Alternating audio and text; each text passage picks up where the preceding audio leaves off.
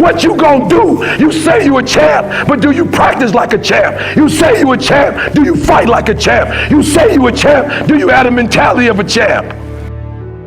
Emotions is something that the Creator gave us. It's a beautiful thing.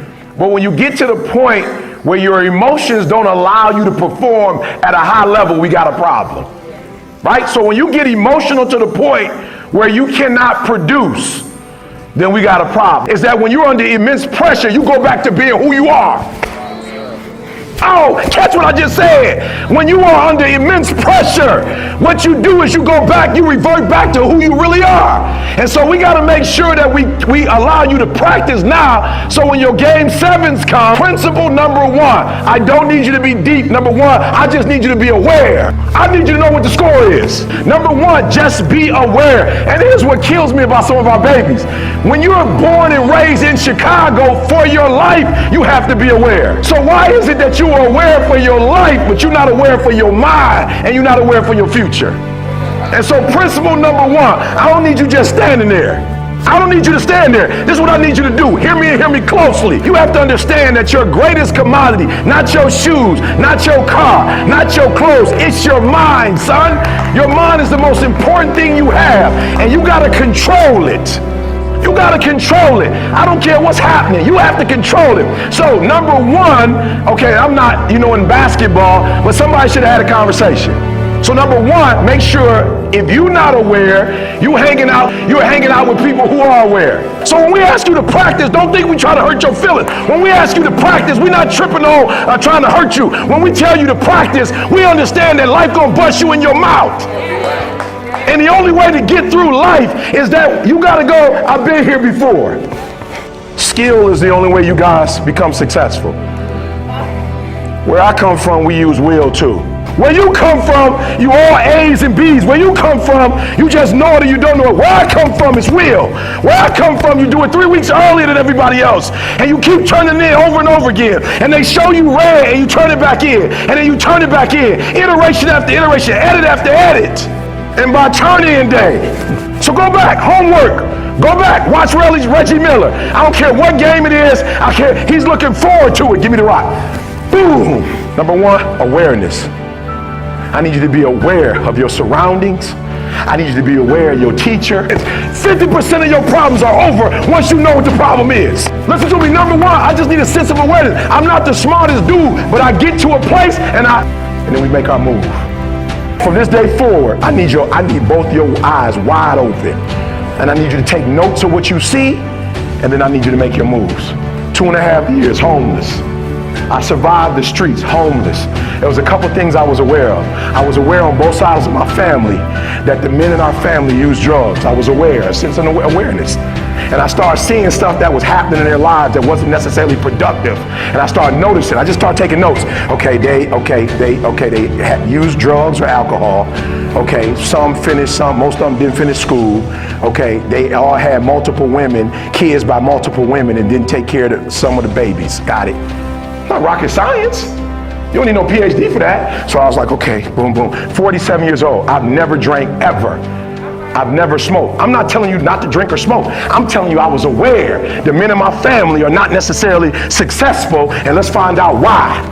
Just a sense of awareness. Okay, they don't take care. All right, good. They got multiple women. Got it. So I never drank. I never smoked.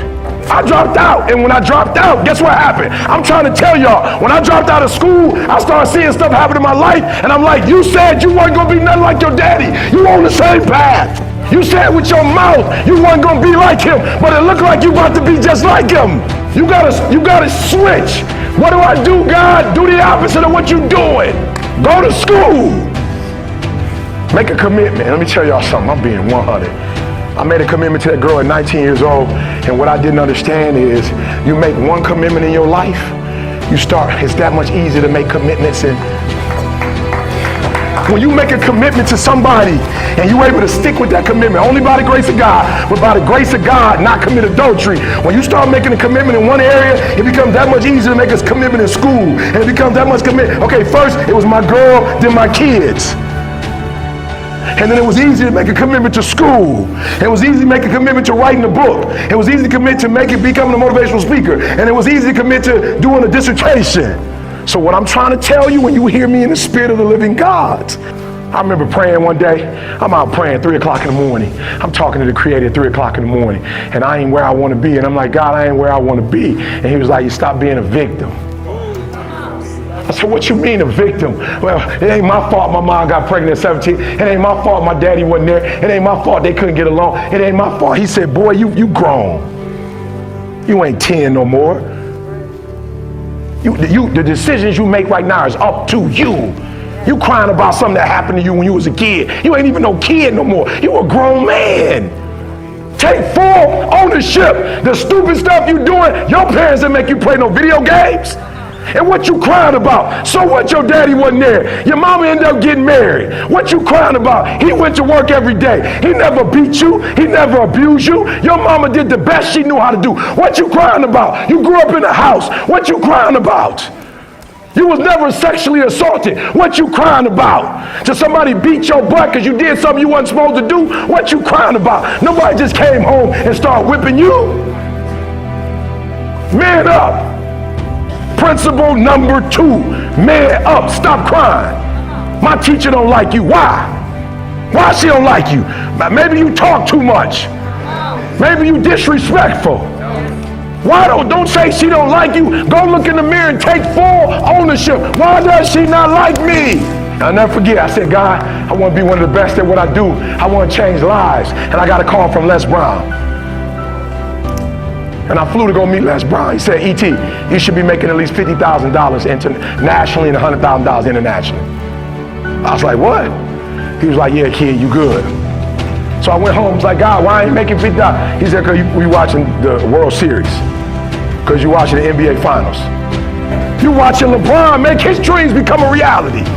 You watching the Black Mamba make his dreams become reality. If you put the same time LeBron put in, and I started studying, and I realized as an African-American male, I need to get a master's degree and a PhD in order to do what I'm doing. And guess what? I had to get up even though it was hard, and I had to take ownership of my life, take ownership of my time, take ownership of my day. You got a phone and you're not learning the second language, that's your fault. You got a phone and you don't know how to do calculus, that's your fault. You got a cell phone, a smartphone, you can go on the internet and all you're doing is being social on it while Zuckerberg is making billions of dollars on it.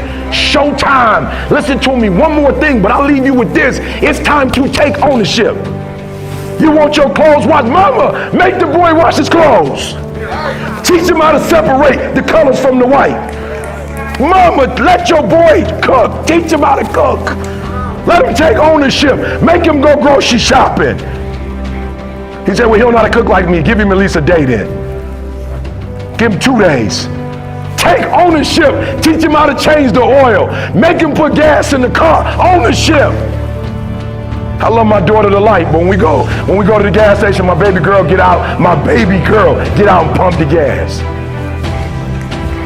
Somebody said, why you make your queen to be? Why you make her pump gas? Because I need to teach her one day I might die on this plane and she need to know how to put the gas in the car. Listen to me very closely. Make these boys grow up. Fellas, take ownership. Don't you ever say you don't have something because of what somebody's doing. Right here, Fair Gray grew up right here, started selling rocks, became a millionaire. Right here in Chicago. So I need you to take ownership. All I'm asking for is the same energy you put in sports. I'm asking for the same thing in terms of your mind. No, you better hear what I just told you. I told you a sense of awareness. I told you to take ownership. And when you leave, I need you to give 120%. Stop needing a carrot. Stop needing money. Stop needing a trip. Stop needing somebody to give you a sticker on your head. Stop needing to hear you an honor student. And do it for the pride of who you are. There's no black or brown. There's no difference. You are excellent. Now stop playing small. You are excellent. Stop playing small. You are excellent. Stop taking the hand that they dealt you. I got a PhD, no disrespect. But that wasn't given to me. I had to fight for that. It's not like my family members, like everybody got a PhD, everybody wrote a book. I had to fight for that. Do not. Been married 28 years to the same woman, 2 kids, but I say, I had to fight for that.